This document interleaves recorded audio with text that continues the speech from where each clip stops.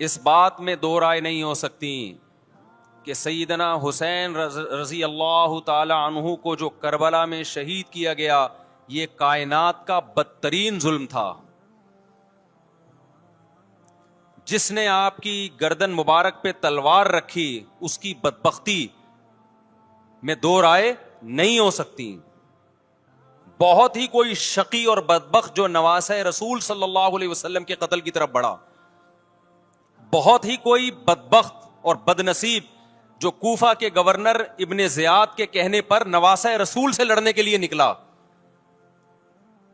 جو اس ظلم کو ظلم نہیں مانتا, وہ بھی اپنے آپ کو جہنم میں جانے کے لیے تیار کر رہا ہے. پھر کربلا میں ایک بڑا ظلم یہ ہوا کہ صرف سیدنا حسین ابن علی کو شہید نہیں کیا گیا, آپ کے ساتھ جتنے مرد تھے سب کو شہید کر دیا گیا. لیکن ہمیں پیغمبر صلی اللہ علیہ وسلم اور صحابہ کی سیرت میں کیا ملتا ہے؟ میں ایک آیت سے آپ کو سمجھاتا ہوں. مشرکین مکہ حضرت ابراہیم علیہ الصلاۃ والسلام کی کے نسب میں ہونے پر اور آپ سے محبت پہ بڑا فخر کیا کرتے تھے کہ ہم ابراہیم کی اولاد میں ہیں, ہم ابراہیم کے دین پہ ہیں.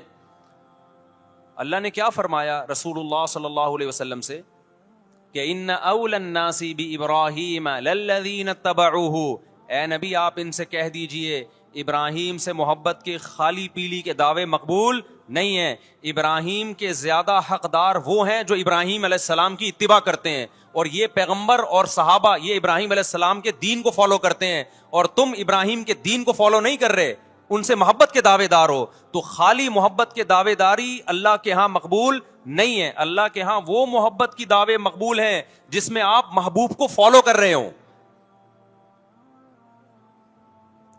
سیدنا حسین ابن علی رضی اللہ تعالی عنہ جو جنت کے جوانوں کے سردار ہیں, آپ سے محبت کا دعویٰ اس وقت مقبول ہوگا جب آپ سیدنا حسین کی سیرت کو فالو کریں گے.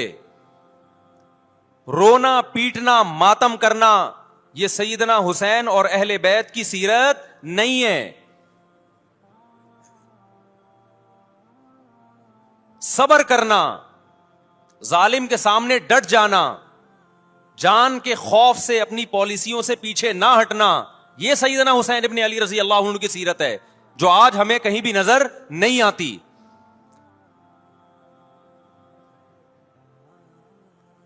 تو ہم نے بھائی دیکھنا ہے صحابہ کا طرز عمل کیا تھا. آپ بتاؤ صحابہ کو سیدنا حسین سے محبت تھی یا نہیں تھی؟ کیا غم کا پہاڑ ٹوٹا ہوگا جب اطلاع ملی ہوگی کہ سیدنا حسین ابن علی اور آپ کے اصحاب اور اہل بیت کو سب کو کربلا میں شہید کر دیا گیا ہے. کیا قیامت گزری ہوگی. کوفہ سے ایک شخص آیا نا, عبداللہ بن عمر سے پوچھنے لگا جو مارنے پر دم کا مسئلہ. انہوں نے فرمایا تم نے پیغمبر کے نواسے کو قتل کر دیا اور مسئلہ یہ پوچھ رہے ہو کہ جو مارنے پر دم آئے گا کہ نہیں آئے گا. ایک طرف تم نے پیغمبر کے نواسے کو قتل کر دیا کربلا میں, اور اب ہم سے آ کے مسئلہ پوچھتے ہو جو مارنا جائز ہے یا نہیں ہے. صحابہ کے ہاں یہ غم کم غم نہیں تھا. دیکھو حضرت معاویہ رضی اللہ تعالی عنہ کے ہاتھ پہ بھی حضرت حسین نے بیعت نہیں کی, لیکن بغاوت بھی نہیں کی. کیوں؟ بغاوت سے فتنے کا اندیشہ تھا. حضرت حسن جو حضرت حسین کے بڑے بھائی تھے, انہوں نے سیدنا معاویہ رضی اللہ تعالی عنہ کے ہاتھ پہ بیعت کی اور اس اختلاف کو ہمیشہ کے لیے اپنی کوشش کے مطابق ہمیشہ کے لیے ختم کر دیا. ختم ہوا نہیں ہوا ایک الگ بحث ہے, لیکن حضرت حسن کا مقصد کیا تھا کہ مسلمانوں کی دو جماعتوں کو میں آپس میں لڑتا ہوا نہیں دیکھ سکتا. لوگوں نے کہا آپ خلافت کے حقدار ہیں, آپ نے فرمایا میں دستبردار ہوتا ہوں سیدنا معاویہ کے حق میں. حضرت حسن بیعت ہو گئے حضرت معاویہ سے, اور یہ اختلاف کو کیا کر دیا؟ ختم.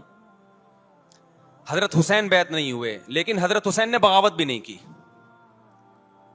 ہر ایک کی اپنی رائے تھی, حضرت حسن کی اپنی رائے تھی. ان کا خیال تھا کہ بیعت ہونا مسلمانوں کے لیے زیادہ مفید ہے, ایک پاورفل حکومت ہوگی, ایک طاقتور ریاست ہوگی, ورنہ لڑتے رہیں گے آپس میں.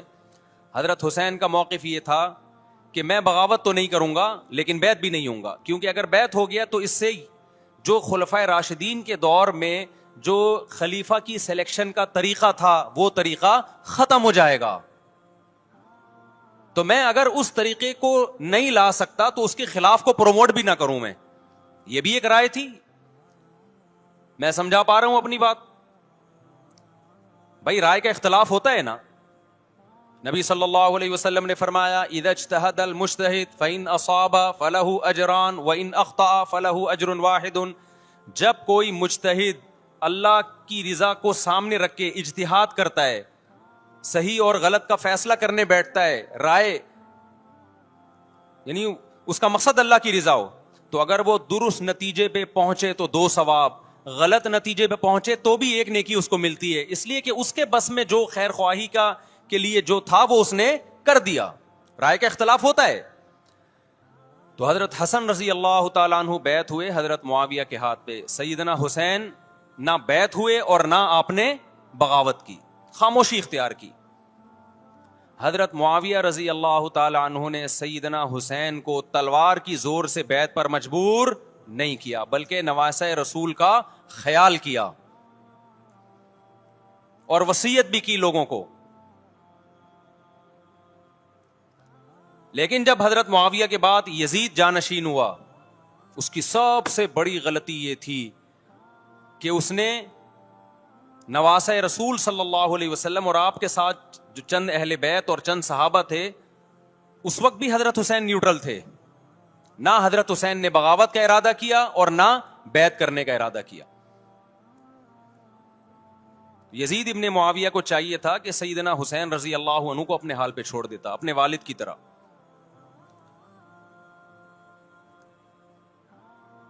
حضرت حسین رضی اللہ تعالیٰ عنہ کو جب کوفہ سے خطوط آئے, یہ میں وضاحت اس لیے کر رہا ہوں کہ حضرت حسین بغاوت کے لیے نہیں نکلے تھے, اس مسلمان حاکم کے خلاف بغاوت کے لیے نہیں نکلے تھے, کیونکہ رسول اللہ صلی اللہ علیہ وسلم کی بہت ساری صحیح حدیث ہے اس بارے میں کہ جو باغی ہے, جو ریاست کے خلاف بغاوت کرتا ہے, اس کو نبی صلی اللہ علیہ وسلم نے اس عمل کو پسند نہیں کیا. تو حضرت حسین رضی اللہ تعالیٰ عنہ کو کوفہ سے خطوط آئے کہ یہاں سارے کے سارے لوگ آپ کے ہاتھ پہ بیعت کرنے کے لیے تیار ہیں. ظاہر ہے جب کسی علاقے کے لوگ دارالخلافہ ہو اور سب بیعت ہونے کے لیے تیار ہوں تو پھر آپ کا جانا یہ بغاوت کا عمل نہیں کہلاتا. حضرت حسین رضی اللہ تعالیٰ عنہ اہل بیت کے ساتھ نکلے. کربلا میں جب پہنچے, مشہور واقعہ آپ 20 دفعہ سن چکے ہیں, وہاں جا کے آپ کو اطلاع ہوئی کہ وہ خبر غلط تھی اور عبید اللہ بن زیاد نے ایک پورا لشکر بھیجا سیدنا حسین رضی اللہ تعالیٰ عنہ کو مجبور کرنے کے لیے کہ میرے ہاتھ پہ آپ زبردستی بیعت ہو جائیں. حضرت حسین رضی اللہ تعالیٰ عنہ نے مطالبے رکھے کہ یا تو مجھے واپس جانے دیا جائے, اور اگر بیعت کرنا ہی ہے تو میں دمشق میں امیر کے ہاتھ پہ جا کے بیعت کروں گا. بہت معقول مطالبے تھے یہ.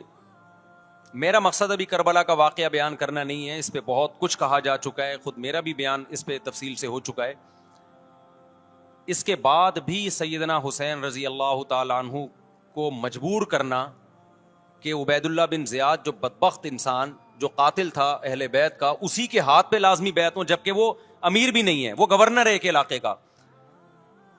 تو نواسہ رسول کا خیال نہ کرنا یہ بدترین ظلم تھا جو اس وقت حکومت سے ہوا ہے.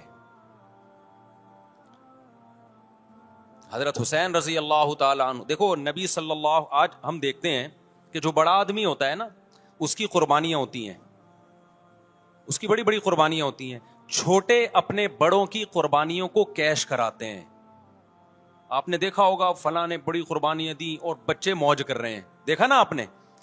لیکن اللہ تعالیٰ نے رسول اللہ صلی اللہ علیہ وسلم کے نسب کو اس سے محفوظ کیا. ہمارے نبی کے 2 بیٹے حسن حسین, آپ کی نسل حضرت فاطمہ سے چلی ہے, دونوں شہید ہوئے ہیں. اس میں بہت بڑی حکمت تھی کہ پیغمبر صلی اللہ علیہ وسلم نے سب سے پہلے تربیت اپنے گھر والوں کی ہے. آج لوگ باہر فنٹر بنے ہوئے ہوتے ہیں, تبلیغیں کر رہے ہوتے ہیں, اپنے گھر کی ان کو پرواہ نہیں ہوتی. نبی صلی اللہ علیہ وسلم نے سب سے پہلے جو تربیت کی ہے کس کی ہے؟ حضرت حسن اور حسین کی ہے. تو جب کربلا میں آپ کو چاروں طرف سے گھیر لیا گیا اور آپ کو مجبور کیا گیا کہ آپ نے ابن زیاد کے ہاتھ پہ بیعت کرنا ہے, تو آپ نے اس ذلت کو گلے لگانے سے انکار کر دیا. آپ کو 100% یقین تھا کہ اتنے بڑے لشکر کے سامنے میں ٹھہر نہیں سکتا, اسباب کی دنیا میں فتح کی امید نہیں ہے.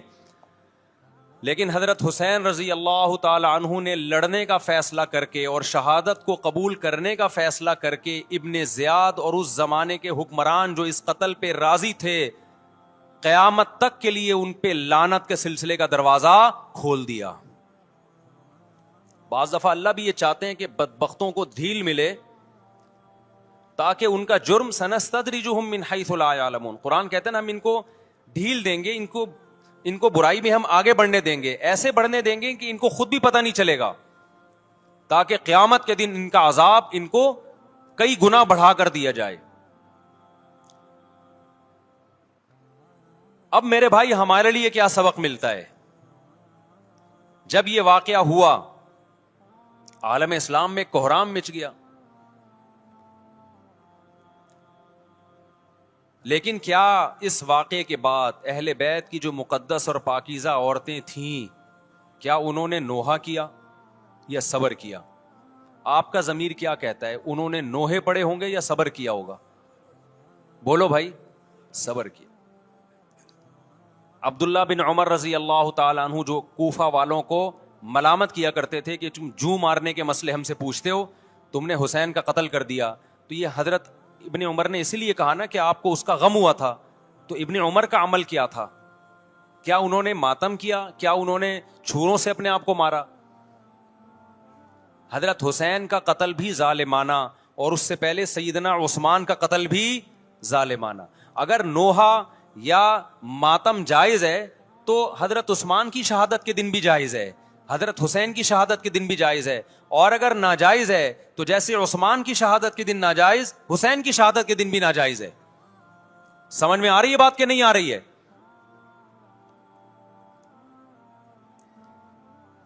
قرآن کیا کہتا ہے ایسے مواقع کے بارے میں؟ تلک امۃ قد خلت لہا ما کسبت ولکم ما کسبتم. قرآن جب بھی پرانی امتوں کے واقعات بتاتا ہے, قرآن کہتا ہے یہ ایک قوم تھی جو گزر گئی, انہوں نے جو کیا اس کا بدلہ ان کو ملے گا, تم جو کرو گے اس کا بدلہ تمہیں ملے گا. تو ہمیں اللہ نے اس واقعے میں بھی بتا دیا